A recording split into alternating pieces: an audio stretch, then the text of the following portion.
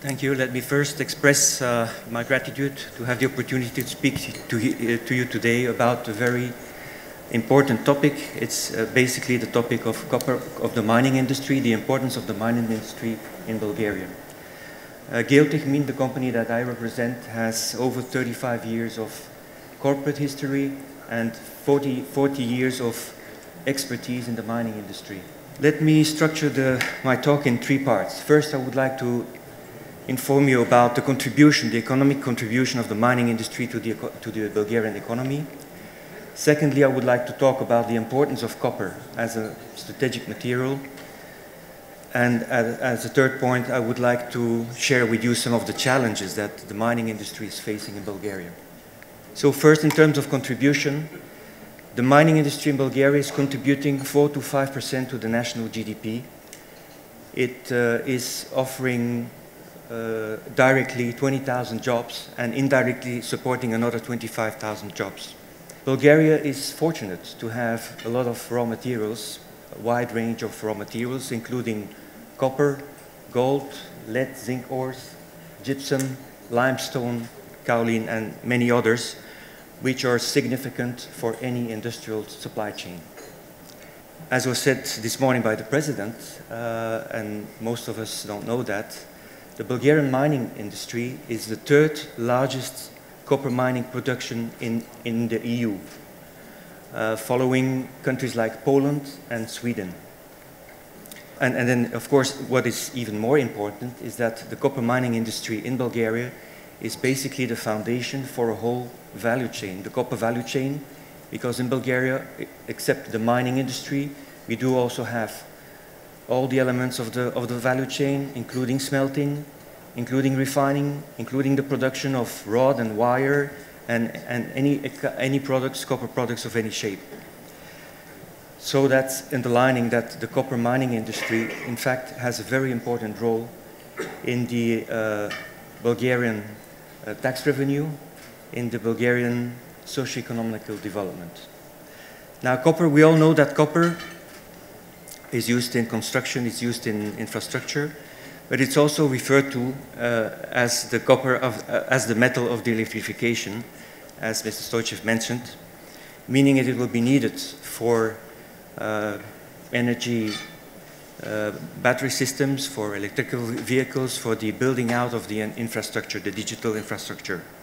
A study of the International Copper Study Group is expecting that the demand for copper in the next few decades will grow annually 3 to 4%, meaning that if the global demand is going to rise, at some point in time, the world will probably face a challenge of supply.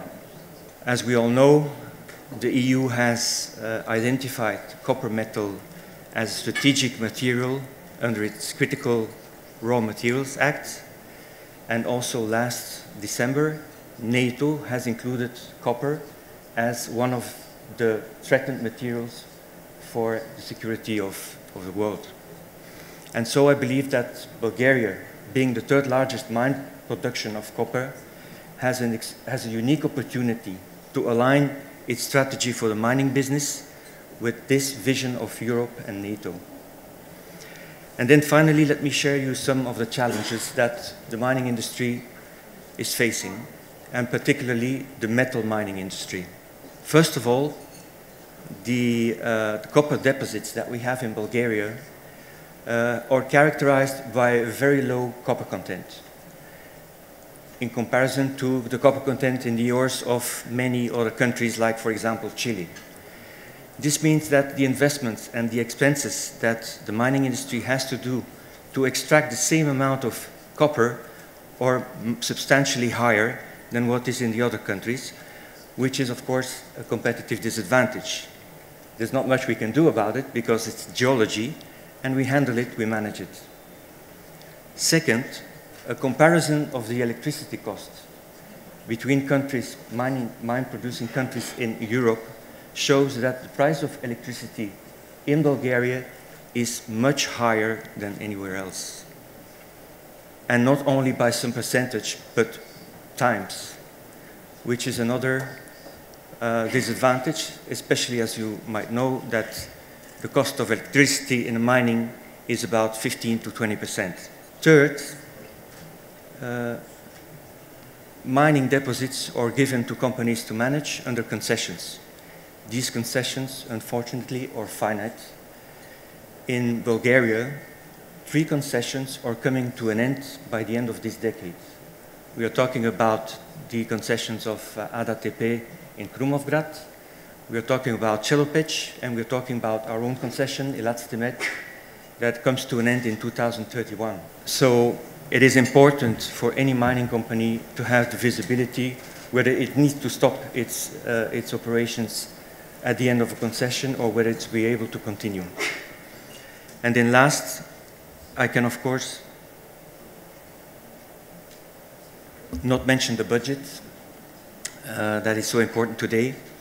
Unfortunately, there has been some attempts recently to introduce additional taxes on the mining revenue of mining companies on top of the concession fees which are already paid, and this in order to solve the budget of 2025.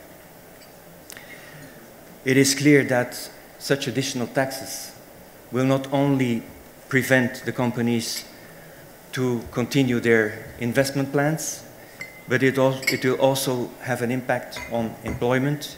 It will have an impact on the ability of the mining companies to support the local communities for which they have been supporting. And so my appeal here today is that there should be a little bit of long-term thinking. I understand that the budget 25 is critical and urgent, but I think we need to avoid any one-time measures that could have a serious impact on the whole industry and on the whole copper value chain. I see 2 opportunities. The first opportunity is that the new government is able today to extend the existing concessions already today.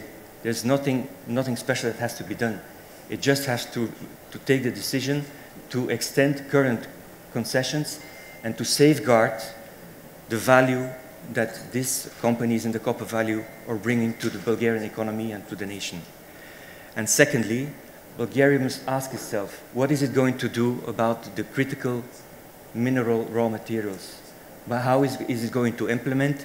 How can it get some financial help to develop further and grow the Bulgarian mining industry for the nation and for the people?